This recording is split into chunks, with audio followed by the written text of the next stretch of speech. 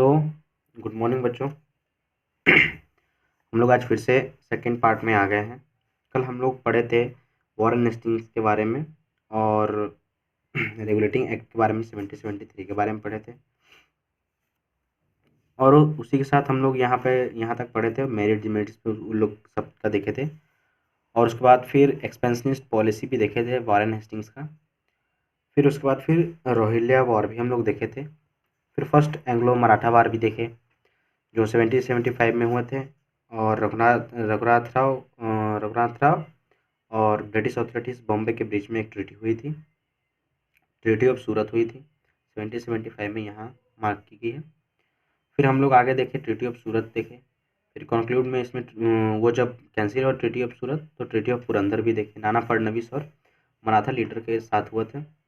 फिर according to this treaty इसमें माधवराव द्वितीय भी आए थे, एक्सेप्टेड किए थे पेशवा के पद के लिए, और ब्रिटिश जो रिटेन के हटा दिए गए थे सालसेट उनको दे दिया गया था। हैवी वॉर हुआ था, इंडेमनिटी बहुत सारी क्षतिपूर्ति भी हुई थी।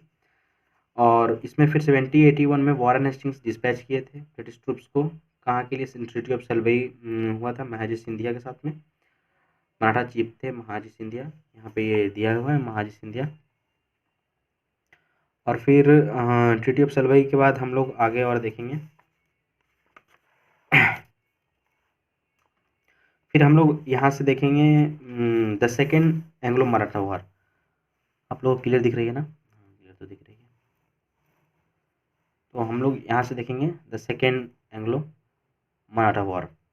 The first Anglo Maratha war was took place in 1767।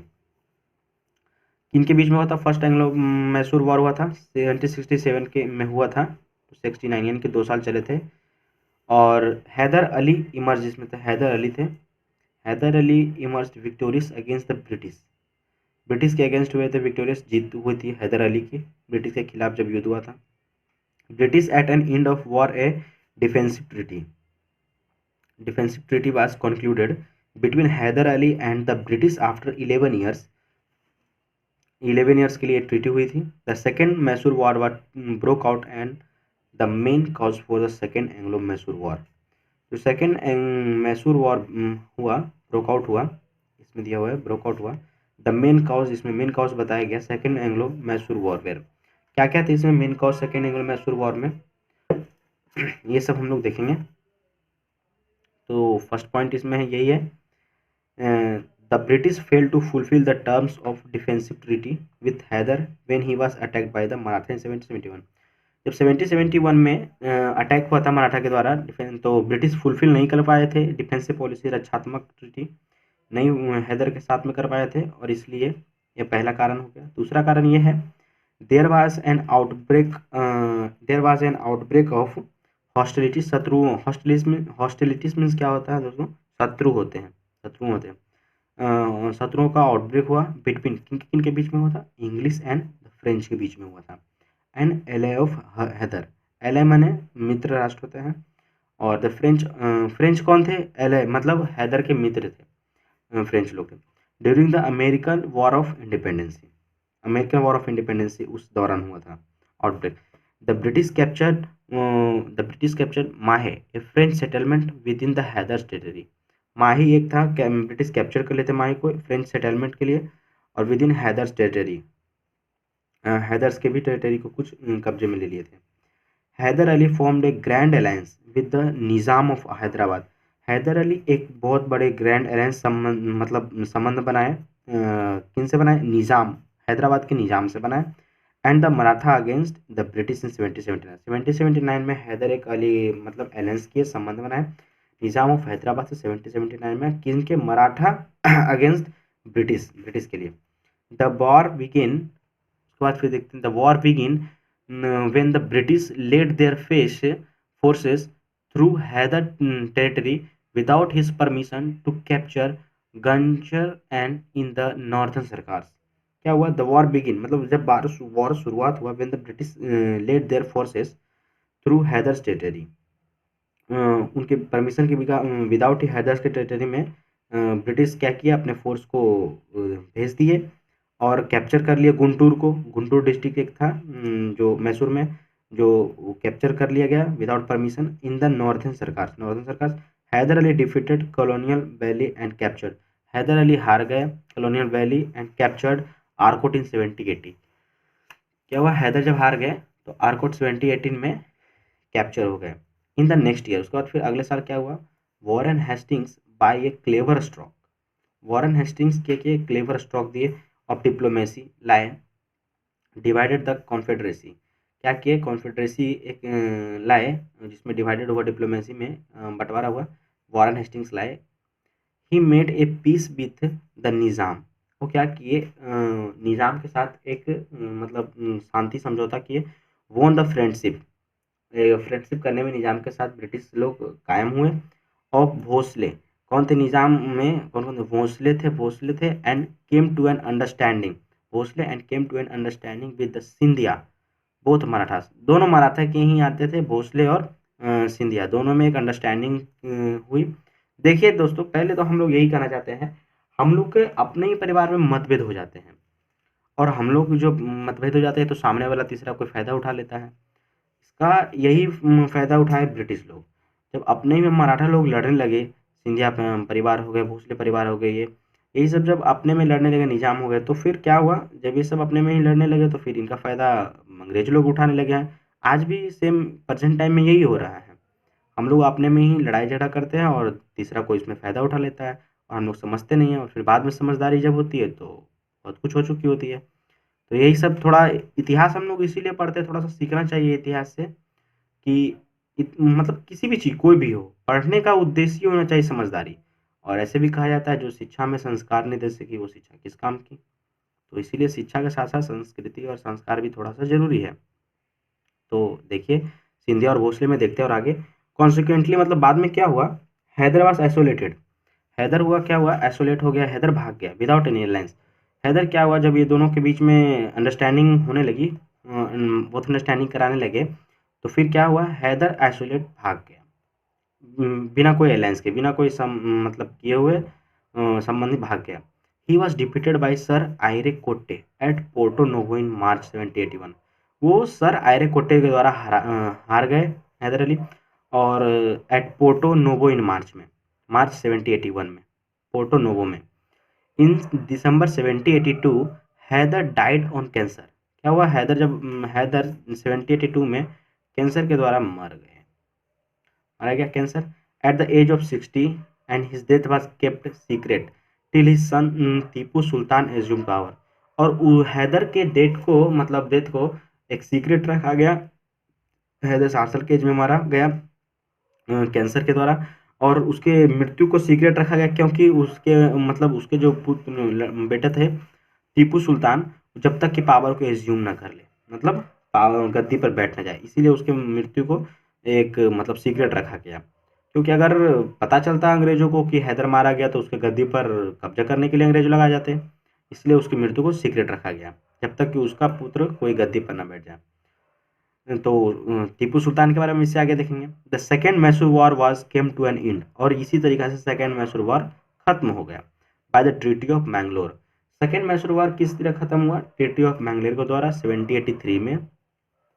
Accordingly all consequents, all conquests were, आपस में जो मतभेद थे, all conquest were mutually restored and his prisoners on both sides were liberated.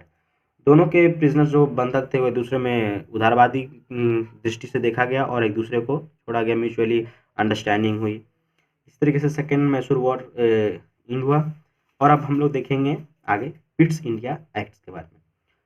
Basically अलग अलग तरह से एक्ट्स लाते रहे, जब कोई काम ना बने तो ट्रीटी हो जाता था, आपस में समझौते कर लेते थे, जब भी अंग्रेज हारते थे तो आपस में समझौते करते गए, और इस तरीके से अपन थोड़ा सा टाइम लेके मजबूती अपने बनाते गए, और एक पर एक एक्ट्स लाते गए, कानून लाते गए, जिस तरह रेगुलेटिंग एक्ट लाए, फिर इसी तरीके से लाए पिट्स इंडिया एक्ट। अब पिट्स इंडिया एक्ट क्या है, इसके बारे में हम लोग जानेंगे। The regulating act proved to be an unsatisfactory document. The Regulatory Act proved to be an unsatisfactory document, as it failed into its objective. In January 1784, Pitt the Younger, who became Prime Minister of England, पिट्स जो थे एक younger, मतलब prime minister, England के prime minister थे उस time. तो England after the general elections, introduce the bill, India bill, एक India के लिए बिल लाया गया, उसमें जब प्राइम मिनिस्टर पिट्स थे, bill in the British parliament में एक इंडिया के लिए बिल लाया गया, इंट्रोड्यूस किया गया, और उस समय के प्राइम मिनिस्टर कौन थे? पिट थे उनका नाम था।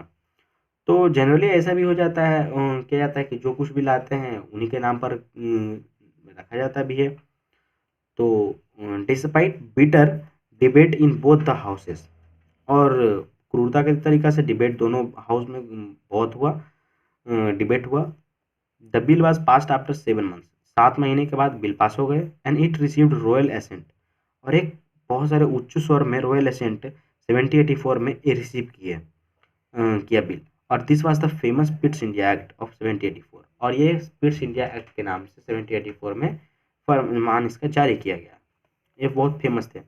इसके क्या क्या मेन प्रोविज़न थे, इस प्रोविज़न के बारे में हम लोग देखेंगे। A board of control consisting of 6 members were created, they were appointed by crown, जो एक बोर्ड ऑफ कंट्रोल का गठन किया गया पिट्स इंडिया एक्ट के तहत, और 6 मेंबर के लिए 6 मेंबर क्रिएट किए गए, दे वर अपॉइंटेड बाय क्राउन, जो वहाँ के प्रिंस होते थे इंग्लैंड के, उनके द्वारा ये अपॉइंट किए जाते थे बोर्ड ऑफ कंट्रोल में, जो मेंबर 6 मेंबर थे। The court of directors were retained without any alteration in its composition, जो कोर्ट ऑफ डायरेक्टर्स थे वो रिटेन मतलब हटाए भी जा सकते थे विदाउट एनी अल्ट्रेशन, कोई भी तरीका से किसी भी तरीका से कोर्ट ऑफ डायरेक्टर्स को हटाया जा सकता था इन कंपोजिशन में उनके अलावा उनके। थर्ड क्या था?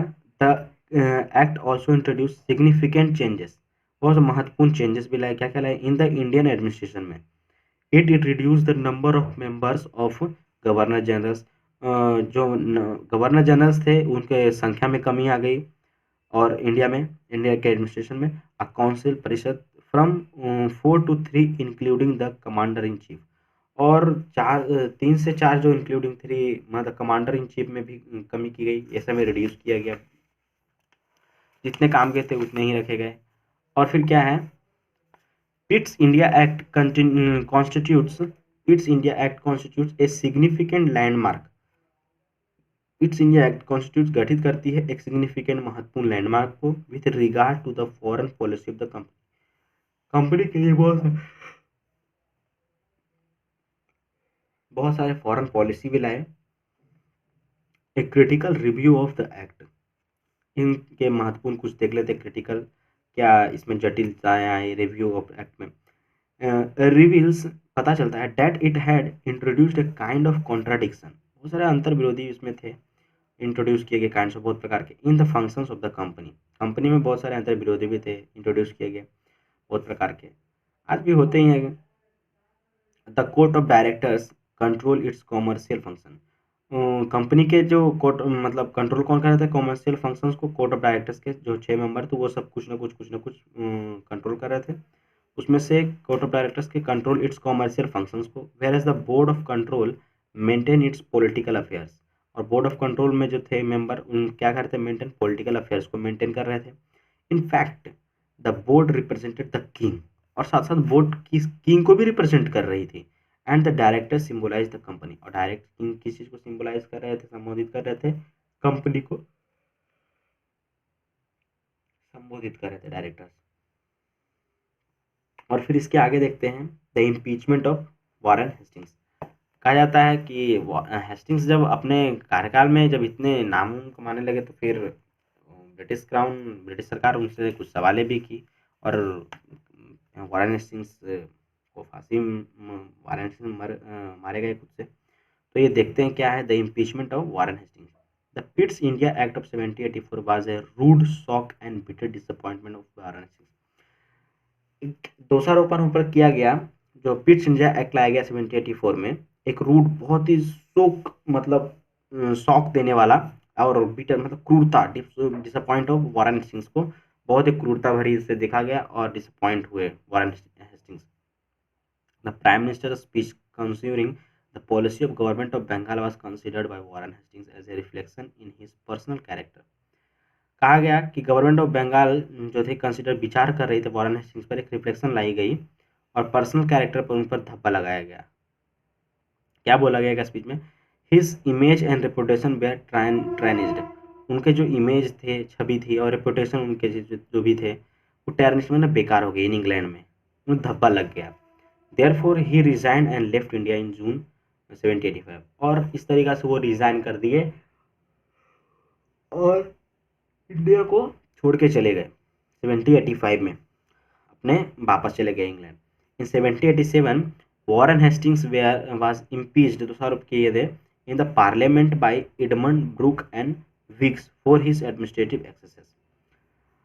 कर तो रहे थे वॉरेन हेस्टिंग्स ठीक ठाक ही अपने तरीके से, पर एडमिनिस्ट्रेटिव जब कोई भी ज़्यादा सक्सेस करने लगता है तो लगता ही है कि इतना तेज़ी सक्सेस कैसे हुआ। तो एडमिनिस्ट्रेटिव एक्सेस में जो वॉरेन हेस्टिंग्स हस्तक्षेप बार बार कर रहे थे और दिखा रहे थे, इसलिए एडमंड ब्रूक, उन्हें पार्लियामेंट के जो एडमंड ब्रूक थे और विक्स, वो दोनों मिलकर इन पे इम्पीच किए, दोषारोपण किए।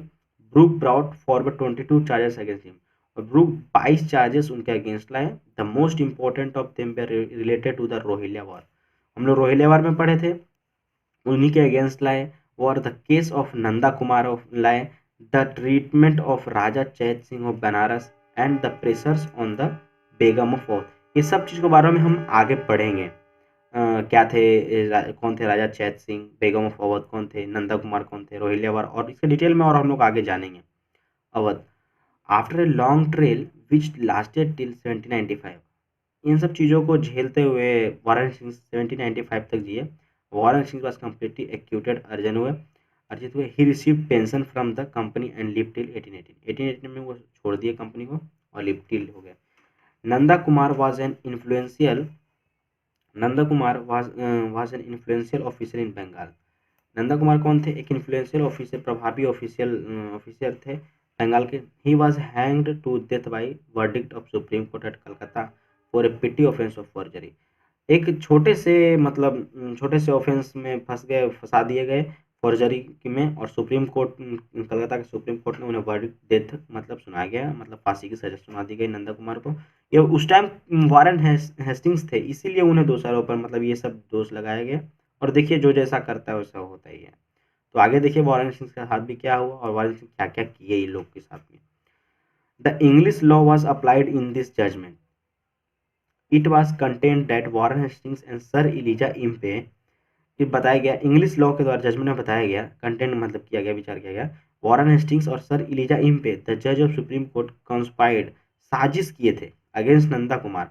ये सुप्रीम कोर्ट ने बताया अपने फैसले में, जज ने बताया कि कंस्पायर में साजिश किए गए अगेंस्ट नंदा कुमार के नंदा कुमार में। और Warren Hastings imposed heavy penalty on Raja Chait Singh, और वारन हेस्टिंग्स क्या किया राजा चैत सिंह के साथ, हैवी पेनल्टी लिए, मतलब नुकसान भरपाई लिए थे। क्या लिए थे, किस लिए लिए थे, ये भी देखते हैं। Singh Banaras for his delay in payment of tribute and deposed him an unjust manner, बस थोड़े से बदसलूकी की वजह से और पेमेंट थोड़ा डिले होने की वजह से एक हैवी पेनल्टी भरना पड़ा था राजा चैत सिंह को। वारन हेस्टिंग्स ने ऐसा किया। और फिर क्या हुआ, द बेगम ऑफ अवध, और मतलब यहाँ थोड़ा सा मीनिंग मिस्टेक है, अवध होगा, the Begum of Awadh were mother and grandmother of Nawab of Awadh, देखिए यहाँ सही लिखा हुआ है, the were mother and grandmother of Nawab of Awadh. Warren Hastings helped the Nawab by sending his troops to the help of Nawab who squeeze money from the Begums, this was high handed policy. यही सब Warren Hastings ने किया। नवाब of Awadh के साथ क्या किया कि उनके माता पिता जो दादा दादी थे तो नवाब अवध थे, उनके ग्रैंड मदर उनके थे उत्तराधिकारी। जो वारन हेस्टिंग्स क्या किए, हेल्प की नवाब को सेंडिंग ट्रूप्स को भेजने के लिए, अपने विदाउट परमिशन के ट्रूप्स को भेजे, और help of Nawab of Awadh को हेल्प किए। हु स्क्यूज मतलब मांगे, और फिर जो ट्रूप्स भेजे उसके लिए पैसे भी मांगे। Who squeeze money from Begums, और बेगम से पैसे लिए। This was high handed policy. यही सब थे कुछ वारन हेस्टिंग्स के इम्पीचमेंट, इसलिए उन पर दोषारोपण किया गया। और एस्टिमेट निर्धारित नीतियाँ क्या थी और वारन हेस्टिंग्स का, ये सब भी देखते थोड़ा सा। He was a gifted personality, जो भी है, लेकिन थे तो, आए तो हम लोग को तो सीखना ही चाहिए, कुछ ना कुछ हम लोग किसी न किसी से सीखना चाहिए। और ऐसे भी भारत में वसुधैव कुटुंबकम का पहले से ही है, तो हम लोग सबका सम्मान करते हैं और कुछ ना कुछ से हर एक कुछ से सीखते हैं। बात ऐसा है कि भाई यहाँ सिखाने वाले की कमी नहीं है, यहाँ चाहे तो रिक्शा वाला भी सिखा के चला जाए, पर यहाँ सीखने वाले की कमी है। सोचते हम लोग नहीं है किसी भी चीज़ के बारे में। आज से आप लोग ये काम कीजिए, जब भी आप लोग पढ़िए और जिस चीज़ को भी पढ़िए, बस पढ़ के उठने के बाद कम से कम मिनिमम 10 मिनट तक किन्हीं से बातचीत मत कीजिए, किसी भी चीज़ में इन्वॉल्व मत होइए। बस अपने मन को 10 मिनट के लिए वहाँ लगाइए जहाँ आपने पढ़ के उठा था। जो हम लोग खाना खाते हैं तो उसको पचाना पड़ता है, इसी तरीक़ा से हमारे भी शरीर में 2 पेट हैं। एक जो हम लोग खाना खाते हैं जो पचते हैं, और एक माइंड है। उसमें भी जो हम लोग देखते हैं, सोचते हैं, पढ़ते हैं। हम लोग को मन को रस देना पड़ेगा किसी भी चीज़ में, पढ़ाई में। जब तक हमारा दिमाग किसी भी चीज़ का रस नहीं लेगा तब तक वो समझेगा नहीं किसी भी चीज़ को। जिस तरीक़ा से हम लोग मूवी को देखते ही समझ आते हैं, एक-एक कैरेक्टर याद हो जाता है। गाना गाना सुन लेते हैं, 2-3 बार सुनने के बाद गुनगुनाते देखिए, और जब दिमाग किसी चीज़ का रस लेता है तो खुद ही गुनगुनाता है। कभी आप ऐसा देखे होंगे। इसलिए हमें किसी भी चीज़ के प्रति रस लेना पड़ेगा, और ये रस हमें कहाँ से मिलेगी? खुद पर ध्यान करने से मिलेगी, खुद को समझने से मिलेगी। किसी भी कोई भी चीज़ सुनने से या और मोटिवेशन चीज़ से कुछ नहीं होता है। ये थोड़े दिन के लिए होता है, फिर खत्म हो जाते हैं, थोड़े मिनट के लिए। देखते हैं हम लोग आगे, और भी हम लोग चर्चा करेंगे, अच्छे से चर्चा करेंगे ध्यान के बारे में, और बदलेंगे, हम ही लोग तो बदलेंगे। क्योंकि आज की इंडिया यंग इंडिया है, तो बदलना तो पड़ेगा ही। तो he was A gifted personality, indoor संपन्न थे पूरे तरीक़ा से, और स्ट्रॉन्ग विल भी था, उनके पास पावर था। और हम लोग यही वॉरेन हेस्टिंग्स के बारे में देख रहे हैं, और स्ट्रॉन्ग विल, ग्रेट एनर्जी भी, और रिसोर्सफुलनेस भी थे पहले से। His long stay in Bengal, मतलब ये वो बंगाल में अच्छे दिनों तक ठहरे, in the shadow of Mughal cultural tradition, और मुगल कल्चर को भी, सभ्यता को देखे, ट्रेडिशन को भी देखे, विचारधाराओं को भी देखे। Gave him enough opportunity to learn oriental languages as Bengali. देखिए वो लोग जो, हम लोग किसी भी चीज़ को सीखने के लिए तत्पर नहीं रहते, क्यूरियोसिटी होते ही नहीं है। और ऐसा कहा जाता है, curiosity is the mother of knowledge. और हम लोग को सीखना है तो क्यूरियोसिटी रखना ही पड़ेगा, किसी भी चीज़ के प्रति क्यूरियोसिटी रखना पड़ेगा। तो देखिए वो लोग कितना क्यूरियोसिटी रखते थे, तभी तो हम लोग पे इतना 100 साल 200 साल राज करके गए, और हम लोग अभी भी क्यूरियोसिटी के बिना रहते हैं। इसलिए जिज्ञासा रखना पड़ेगा मित्रों। तो Mughal cultural tradition gave him enough opportunity to learn oriental languages such as Bengali, the local language. वो बहुत सीखे, वॉरेन हेस्टिंग्स सीखे local language Mughal cultural tradition में, एंड पर्सियन भी सीखे, द डेवलपमेंटिक लैंग्वेज भी सीखे, and to develop Oriental tastes भी, since he considered Indian culture as a basis for sound Indian administration। और सब कुछ वो इंडियन एडमिनिस्ट्रेशन के द्वारा देखे भी, सीखे भी, इन कल्चर को जाने, विचार किए। ही पेट्रोनाइज, भक्ति क्या देखते थे, भक्ति देखिए उन लोग को। He patronize the learning of Indian languages and arts, वो भक्ति रूपी सीखने की दृष्टि से इंडियन लैंग्वेज को भी सीखे, और आर्ट्स भी देखे। His task was a challenging one since the was surrounded by hostile forces. उनका टास्क कभी कभी चैलेंज भी था, जब वो घिर गए थे, हॉस्टाइल मतलब शत्रुओं के फोर्सेस से घिर गए थे। ही फेस्ड हिज एक्सटर्नल इनिमीज, वो बाहरी दुश्मनों को भी फेस किए, एक्सटर्नल एनिमीज। ऐसा नहीं था कि उन लोग को सामने कोई चैलेंजिंग फेस नहीं हुआ, नहीं होता तो ऐसे थोड़ी था इतना आगे जाने का। With unflinching courage and unfailing resources, and his internal opponents with extraordinary patience. और उनमें इंटरनल एनर्जी इतनी थी, इंटरनल आंतरिक ऊर्जा इतनी ताकत बना के रखे हुए थे, समझदारी कि मतलब एक्स्ट्रा ऑर्डनरी पेशेंस भी था उनमें, धैर्य भी था, एंड फर्मनेस, मतलब पुष्टि भी थी, किसी भी चीज़ को पुष्टि करते थे, किसी भी चीज़ को पहले जांच पड़ताल करते थे तभी कुछ करते थे। It was on the foundation with Warren Hastings laid down that other erected a stately edifice. और इस तरीक़ा से फाउंडेशन रखा गया, अपने आप में रखे थे बनाए, और वॉरेन हेस्टिंग्स लेट डाउन, फिर धीरे-धीरे उनका वर्चस्व भी खत्म हो गया, और इसी तरीक़ा से इरेक्टेड स्टेटली भी देखा गया, एडिफिसी मतलब सिलसिला किया गया। और देखते हैं क्या है आगे। बस यहाँ से क्या है हम लोग देखते हैं, इसमें लर्निंग आउटकम्स क्या-क्या आया है, लर्निंग हम लोग देखते हैं इस चैप्टर को पढ़ने के बाद। How the east India company establish it's rule in India. हम लोग देखिए कि कैसे-कैसे कंपनी एस्टैब्लिश की, और इंडिया पर रूल कैसे-कैसे की कंपनी, कंपनी कैसे आई, और the reforms of Warren Hastings such as revenue, judicial and trade. और वॉरेन हेस्टिंग्स का क्या-क्या हम लोग देखें, रेवेन्यू देखें, जुडिशियल रिफॉर्म्स देखें, और ट्रेड के बारे में देखें। रेवेन्यू रिफॉर्म्स क्या-क्या लाए थे, और the purpose of regulating act का पर्पस क्या-क्या था, इट्स मेरिट्स एंड डिफेक्ट्स भी देखें, expansion policy of Warren Hastings देखें, एंड ये outcome of the first Anglo Maratha war भी देखें, and second Anglo Maratha war देखें। The importancy of Pitt's India act भी देखें 1784, the general achievements of Warren Hastings देखें। क्या क्या जनरल सामान्य अचीवमेंट्स थे वॉरेन हेस्टिंग्स का, ये सब देखें। और यहाँ से ये चैप्टर समाप्त हो गया और इसके कुछ मॉडल क्वेश्चंस हैं जो थोड़े बहुत हैं आपको दिखाई, और यहाँ पे शॉर्ट नोट्स हैं, ये यहाँ पे ट्रू और फॉल्स शॉर्ट नोट्स हैं, रोयले अवार्ड, पिट्स इंडेक्स, सेकंड एंग्लो मैसूरबा, ये सब के शॉर्ट नोट्स ऑफ ब्रीफ हम आप लोग कल प्रोवाइड करा देंगे। और कल हम लोग देखेंगे नेक्स्ट चैप्टर में लॉर्ड कॉर्नवालिस के बारे में। ऐसे ऐसे धीरे धीरे करके सभी चीज़ों के बारे में हम लोग देखेंगे। इसमें 35 चैप्टर्स आ जाते हैं, यहाँ देख सकते हैं। ऐसे ऐसे करके 35 chapters, Lord Cornwallis, the Marcus of Wellesley, Lord Hastings, William Bentinck, Dalhousie, revenue administration, ऐसे ऐसे करके सब लोग हैं, 35 है। हम लोग एक एक करके एक एक दिन में एक एक लेक्चर लेंगे। धीरे धीरे और भी कैसे क्या प्रोग्रेस करना है आप लोग कमेंट में बताइए, हम उसके लिए प्रोग्रेस करेंगे और ठीक करेंगे। ठीक है, थैंक यू, जय हिंद।